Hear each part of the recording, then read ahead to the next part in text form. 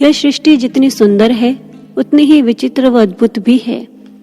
इसी विचित्रता ने मनुष्य को सदैव आकर्षित किया है। इसकी झलक मानव निर्मित कलाकृतियों में भी दिखाई देती है। ऐसी ही एक अनुपम कला का नमूना है नेपल्स का म्यूजियम। इसमें अनेक कृतियां व चित्र हैं, परंतु इसकी छत पर बने एक फरिश्ते का चित्र सबसे अधिक आकर्षित करने वाला है। इसकी विशेषता यह है कि आप इसे म्यूजियम के किसी भी हिस्से से देखें, चाहे दाएं से या बाएं से, चित्र के ठीक नीचे आकर देखें या छत के ऊपरी भाग से, कहीं से भी देखने पर ऐसा लगता है कि मानो उस फरिश्ते की निर्मल आंखें बस आपको ही देख रही हैं। पर ध्यान देने योग्य बात तो यह है कि इस अद्भुत कृति की आंखें तब तक ही आपका पीछा कर पाती हैं जब तक आप उस म्यूजियम में हैं। लेकिन इस सृष्टि में एक दृष्टि इससे भी अधिक अद्भुत व व्यापक है। चाहे आप किसी खुले आसमान के नीचे हैं या भीड़ भाड़ वाले स्थान पर, किसी घने जंगल में चले जाएं या फिर किसी ऐसी गुफा में जहां सूर्य की किरण भी प्रवेश न करती हो, चाहे किसी एकांत स्थान पर हो या फिर पृथ्वी के दूसरे छोर तक पहुंच जाए, परंतु वह दृष्टि सदैव आपको देख रही है। आप समझ ही गए होंगे कि दृष्टि किसकी है।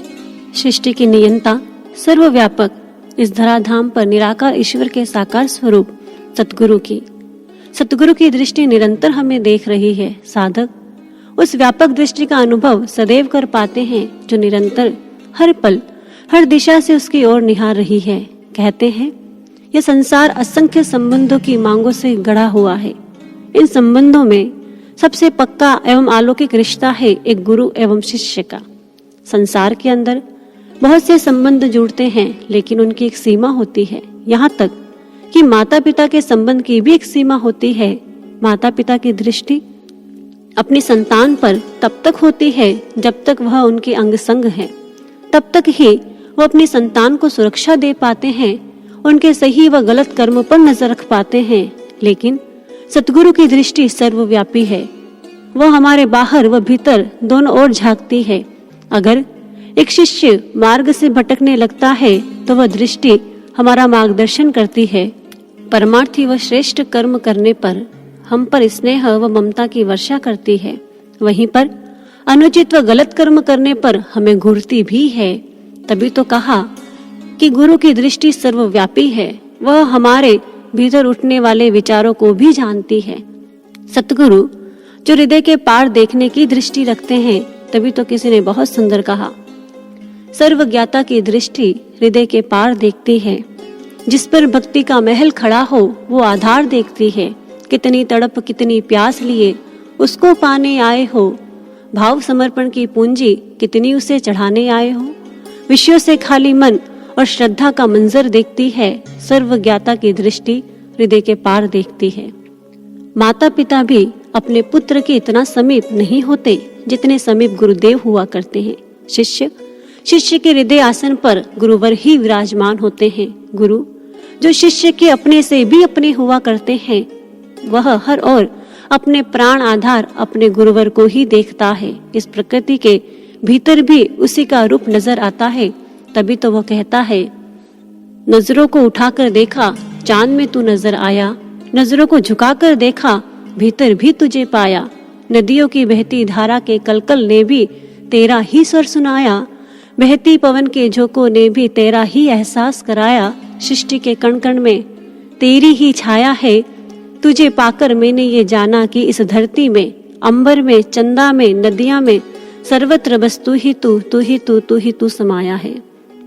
लेकिन हो सकता है कि एक समय ये धरती, ये आकाश हमारा साथ छोड़ दे, ये पवन थम जाए, पर गुरु तो हमारी आत्मा का चिरंतर साथी है। वास्तव में तो वह हमारी आत्मा ही है, इसलिए वह हमारा साथ कभी नहीं छोड़ सकता।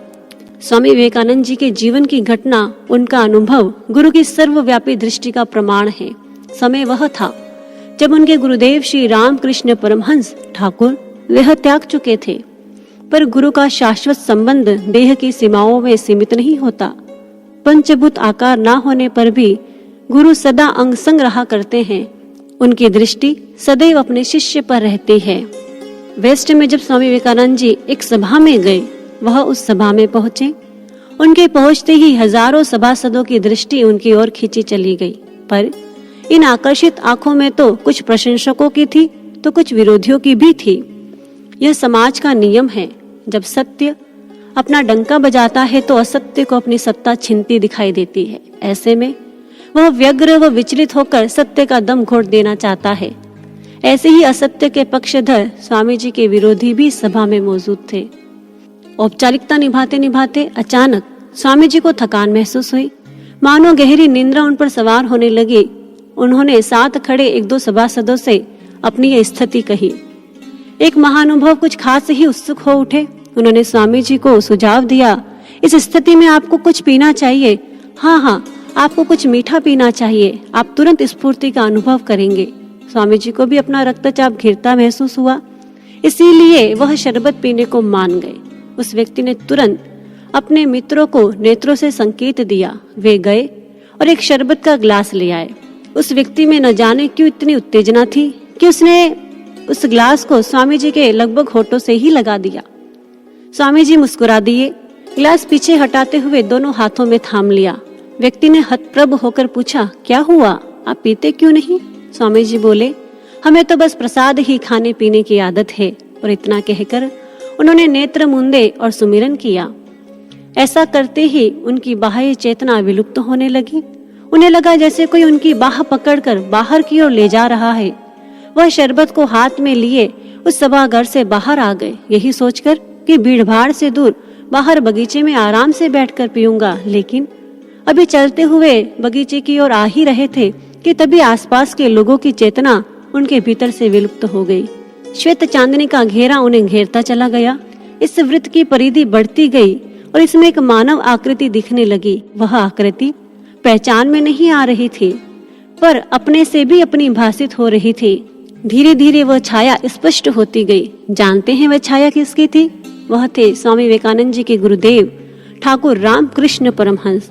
ठाकुर के दर्शन करते ही स्वामी जी आह्लादित हो उठे। दो शब्द कहने चाहे पर कह न सके। उनका गला भावों के सैलाब से रुंध गया। पर उधर दूसरी तरफ से कुछ शब्द सुनाई दिए। परमहंस जी ने कहा, सावधान नरेंद्र, यह शरबत नहीं पीना, यह विषाक्त है।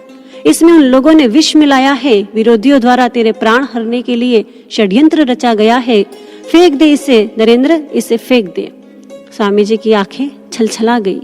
देखते ही देखते अश्रुओं की बाढ़ आ गई।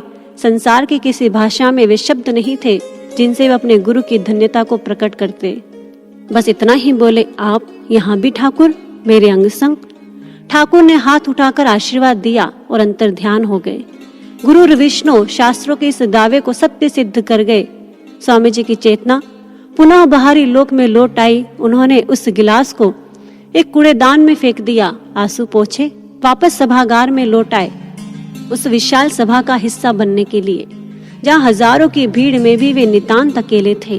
पर अकेले होने पर भी अकेले नहीं थे, क्योंकि हर पल हर क्षण उनके अंग संग थे उनके ठाकुर, उनके गुरुदेव। सच में जिसे ऐसा गुरु मिला हो, गुरुवर ने जिस पर इतनी रहमत बरसाई हो, यदि वह शिष्य अपने चमड़े की जूती बनाकर भी गुरु के चरणों में रख दे, तब भी वह क्या कम न होगी।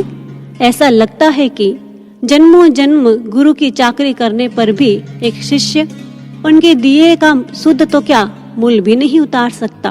तभी एक शिष्य के अंतर मन से गुरु के चरणों में सदैव यही प्रार्थना निकलती है, हर जन्म में मेरे सतगुरु जी तुझ संग ही मेरा साथ रहे। मैं सेवक बनकर रहूं तेरा और तू ही मेरा नाथ रहे, तू ही मेरा नाथ रहे।